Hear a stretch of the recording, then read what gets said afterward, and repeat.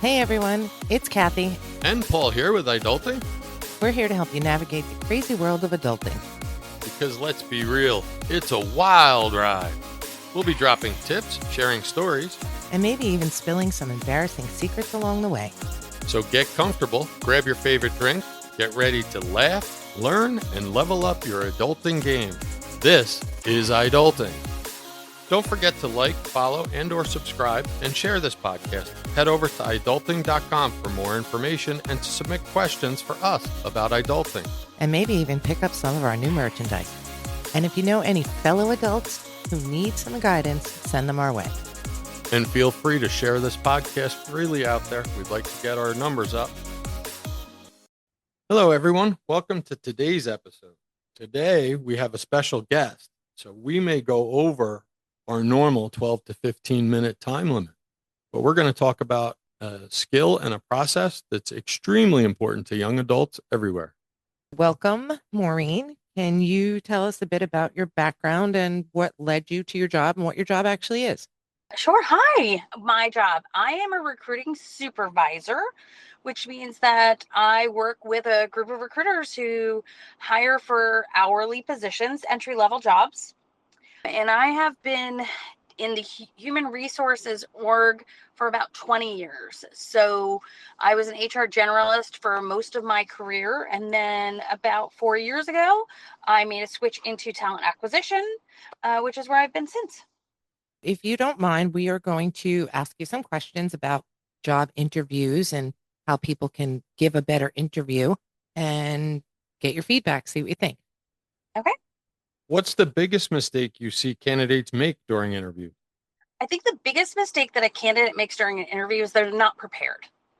You can do so much research today online to get just basic interview questions that you could practice for any position really that you're applying for, right? There's so much today between AI and just a basic Google search that you could be doing to prepare yourself. So I think really thinking about knowing not just the answer to the question, but it can't be vague. It needs to be detailed. I think that a lot of candidates go in and they know a lot about the company, right? They research, they look up the company, they could answer all sorts of questions off of the company's homepage, website about what the company does. But it's really about the candidate themselves that they're missing. They're missing the ability to answer those basic interview questions where they have to be able to give a detailed answer and an example. Don't go in and be general and don't be vague. You need to really hone in and be able to answer those very basic questions. And I was just going to ask you, is it important that they research the company, but maybe not as much as having an answer for a question? Right. I think that there's always importance in knowing who you're applying to work for. I think that's really important. I think that's important for the applicant. I think an applicant should know what type of company that they're applying to work at. I think that applicants today are very educated in that aspect, right? They know what position they're looking for, what type of career they might want to have, what type of experience that they could bring to an organization. You still have to do that, and it is fundamental, but it's really for me going back and just saying, like, you have to be able to give examples of what you're going to bring to the organization. Should people looking for a job be building a LinkedIn profile? Is a LinkedIn profile important? I do think it is. I get all sorts of candidates that reach out to me on LinkedIn, and many of them aren't necessarily for the positions that my team or I recruit for. It's really comes down to networking. And I know so many people out there in recruiting across the human resources org. And I think people have to realize that LinkedIn is a networking platform, right? It's there for you to be able to look for a position, but it's also to be able to put yourself out there and make connections you wouldn't normally be able to make. You're not going to be able to reach out to or meet maybe the vice president of some company, but if you made a connection with them on LinkedIn, they may accept it. So you start to build that network that you're looking for, especially if you're looking to work in a very skilled area where you're going to have a lot of expertise to bring. And I think it's really important, especially today, that you start doing that out the gate as soon as you start looking for a job, because people do so many things and can do so many things that they will be able to bring to the table. Talking about LinkedIn, do you think newer people to the whole LinkedIn concept should be contributing, like posting to it. I use LinkedIn with work and I use it with much of my network to see what's going on, current trends in our industry. I haven't published articles with it or on it, but I know a lot of people have. Is that something that would be important for like the entry level or more of just the networking? I think it's more than networking for me. I think if you're going to publish something on LinkedIn, you need to have the experience, right? Many people I know who are making a transition in their career, and they're able to publish things for areas that they've worked in before, and they're bringing that level of expertise. But I think when you're first starting out and you're first starting on, building your resume, on LinkedIn, that you want to be able to start doing things. Again, it's networking. So building out your network, maybe following companies, looking for those trends to be able to see trends in the market, all those types of things. I think you really, if you're going to publish on LinkedIn, really be mindful about what you're saying, because like any other social media platform, it's going to live there. People Right. are going And to see it. LinkedIn, particularly for us, we'll use it in the emergency management and emergency medical services. We'll get regional and even larger views and opinions of different policies and different hot topics. It's certainly a different flavor of social media. Right. And I do think that's another point, Paul. Thank you for bringing that up, is that you do need to be professional. It's a professional platform. You want to be keeping it professional. It's about your professional accomplishments. I think when people bring personal in, it's more maybe around fundraising or events, things like that, causes that they care about. Those types of things are, I think, okay on LinkedIn. It's really there to be this professional platform for you, to be able to build your career.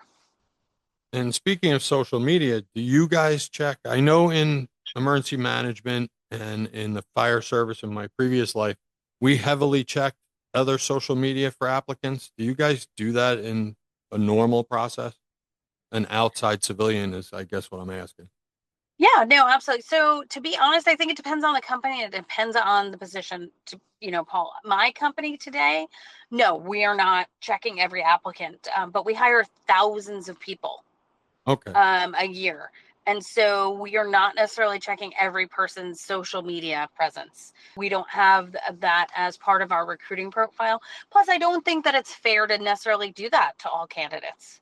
Once someone gets through the process and they're being hired, if something's not appropriate on their social media and it's brought to your company's attention, does that cause them to lose their job? It would depend really on what the situation is. I think we would definitely have a conversation. That is something that human resources would most likely be dealing with at the location that you're hired for. And I think that they would be very mindful to have a conversation with you before we ever make a decision. And it would have to be really egregious what you've done that would be brought to our attention for us to say, hey, I don't think this is going to be a good fit.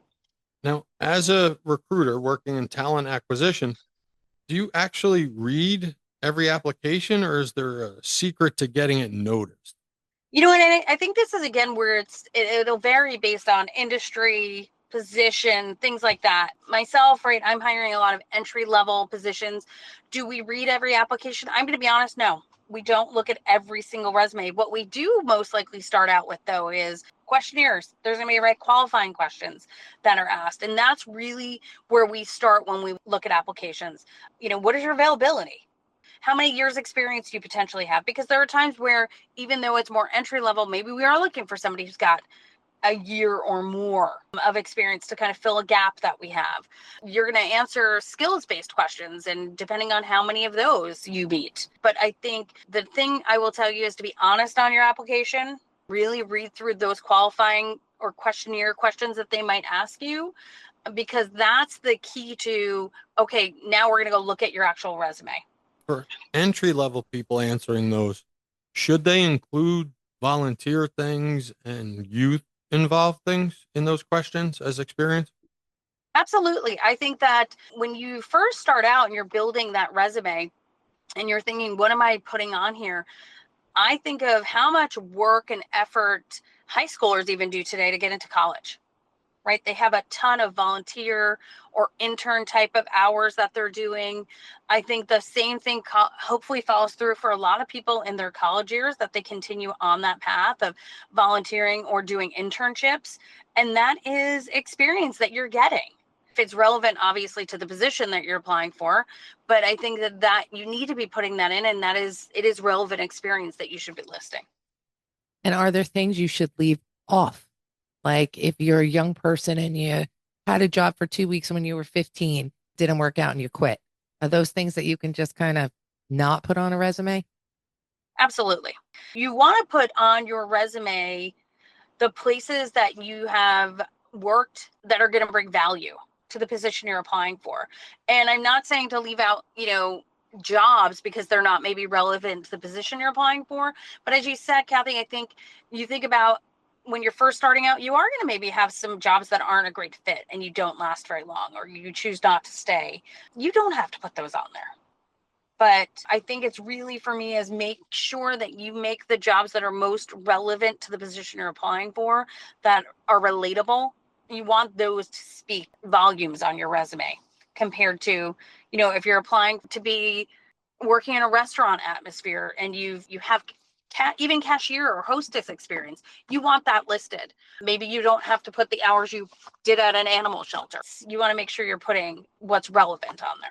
Should you tilt that information? Say you did hostess at a restaurant. Should that description be tilted towards the job you're going for? In other words, if I was going for a customer service job, I would write my description towards customer service experience versus if I was trying to move up in restaurant management, I might tilt it towards the more technical side of restaurant. I do think that you need to do that. And I think not many people do this today. I think they make their resume really general. But if you can take your resume and, maybe you're applying different places, especially early in your career, and you're not necessarily sure what you want to do, you have a restaurant resume you have saved. You have a customer service scaled resume that you have saved, so that you're using those when you're applying for those types of positions instead of being really general and vague. So you're looking for someone that has a little bit experience. How does someone who doesn't have experience stand out and get looked at for that job when they're applying versus nope, they just don't have the experience? Like, is there a way to beef up your interview or beef up your resume that even though you don't have experience in that field, you can turn around and say, but you know what? I think they'll be great for this job. What can they do to be that person that's great for that job? I think there's a few things. One, I would say, is something that we kind of touched on already, which is putting those volunteer hours, counting those on your resume as experience. I also think that depending on the type of position, but if you're looking for a position in, restaurant, retail, customer service, don't be afraid to go in and introduce yourself to somebody. You can always ask for a manager or a store manager and say, hey, I applied 2 weeks ago. I applied yesterday, whatever that is. I saw that you had openings. I wanted to come in. And I think that personal touch, that little extra sometimes says a lot. And it's not necessarily the person who's reviewing your resume. With my company, that is not how it works. We have recruiters who review your resume, and then you go in after you're scheduled for an interview with somebody at a location. But I think that making that personal connection, if you can, for those types of jobs. You can't do that everywhere, but you can do it at some places. So I think that helps. The other thing I have to say is really, as I said, just making sure, especially if you get to the interview, that you're educated and ready to answer those questions. They're going to ask you team building questions, possibly. They're going to ask you, DEIB questions. And it's not about you would do to bring that to an organization. It's how do you include and incorporate people in your every day or in past projects or tasks that you've worked on. So I think it's being able to give those educated answers where you're giving an actual example and not circling around. I think the other thing I will tell you when people are interviewing, and this is a little bit off topic on your question, but the other thing is, if you don't know the answer to a question, it's okay to say that. Don't be afraid to say, I'm going to let you know I don't actually have experience with that. Would you recommend to entry level and newer people to the application and interview process have some prepared questions to ask? Because every interview I've ever been in, they always ask if I have any questions. I always do because that's my personality. But I've interviewed a lot of people who don't. And sometimes that comes off as I'm not really interested or I didn't do my homework. I think you should. I think you always should have something. Now, I will tell you, if it's a thorough interview, they may go through a ton of things and you're like, you've answered all my questions. That can happen. That's okay. I do think if and when that happens, the ability to, after the interview, send a follow-up note if you can. If you have gotten the information for the person that you're interviewed with, you can send them a note, just a quick email to thank them for their interview. Or if you come up with another question, to reach out and ask your recruiter that. You can always do it after. What's one simple thing that most job seekers can do today to improve their chances? I think that for most job seekers today, I've kind of answered this question, I think, already, but it's being prepared. It's going in, having those, as I already said this, but those simple questions answered in their head so that you feel put together. I think the other thing is, to be honest, we didn't talk about this, but being dressed professionally for an interview. A lot of people come to interviews today, no matter what the position is. And I'm not saying you need to buy a suit, but I am saying that you shouldn't be coming in shorts and a tank top. You should be coming in, with at least a skirt or a nice pair of pants, with an appropriate top on for an interview. I think that says a lot about who you would be as an employee. I think we don't think about that, especially when we're first applying for jobs. We think, oh, I'm going to go, work in a restaurant. They don't care because they're going to give me a uniform. Well, no, they do. People do care about how you're presenting yourself, believe it or not. Well, and I think it shows that you want the job versus you don't care. Mm-hmm. You just got done grabbing a soda at a quick stop and you ran in on your way home. Also, being formally or professionally dressed can be a big step up from where a lot of adults are running around today, coming out of college or high school. We witness in our own home the pajama day that has spread to pajama week, and we see it all over the place out there. It is important to be said that when you're going for jobs, it pays dividends to be prepared and look professional. It does. And I think the other thing is, everybody's so connected to, I will tell you right now, when you go into an interview, turn your phone off. You don't want to have those distractions. Don't have the earbuds in. I've seen that, believe it or not, in interviews today, where people still have that sitting in their ear while they're talking to somebody. And I think you really want to be a step above everybody else. It may feel old fashioned or whatever, but you should be prepared to walk into an interview with, as we said, the questions, looking the part, right? Doing all those things, because that's a lot of what the interviewer takes away. Thank you for coming on the show today. Very much appreciated. And this is a message that is very, very important for all young adults to listen to and absorb. And if they have any questions or anything, reach out to us at iDulting.com or just a comment on the show. I appreciate you stopping by for us. Thanks, Mo. Thanks for having me. So just want to let you guys know that we are partnering with Dubby Energy Drinks. And if you are a person who drinks Dubby or interested in drinking Dubby, if you go to www.dubby.gg and order Dubby, and in your discount code, type iDulting10, you'll get 10% off your purchase. Just remember, you've got this, adults. Keep your head up, your spirits high, and keep adulting with us. Go forth and conquer the world, or at least your to-do list. And don't forget to like, follow, and or subscribe. Tell your friends, share the podcast, and head over to iDulting.com for more information and to connect with us. See you on the next episode. Be safe.